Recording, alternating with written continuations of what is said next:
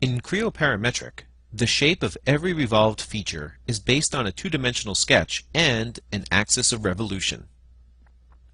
To create a revolve feature, you can either start the Revolve tool and then select the sketch you wish to revolve, or select the sketch first and then start the Revolve tool. If your sketch already contains an axis of revolution, it will be automatically revolved about that axis. If it doesn't, like the situation we have here, Creo Parametric will prompt you to select an existing edge or axis for the sketch to be revolved about. As soon as you select an axis of revolution, the sketch will be revolved around it. The axis of revolution can also be added to your sketch.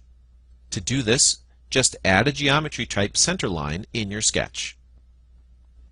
This can be done using the Geometry Centerline tool found in the Datum group of the Sketch tab, or you can convert a sketch centerline to a geometry type centerline using the pop-up menu. Now if you start the Revolve tool, the sketch will be automatically revolved about the geometry centerline you added. To revolve about another axis, you can select Axis of Revolution in the dashboard, or right-click and select Axis of Revolution from the pop-up menu, and then select the axis you're going to revolve the sketch about.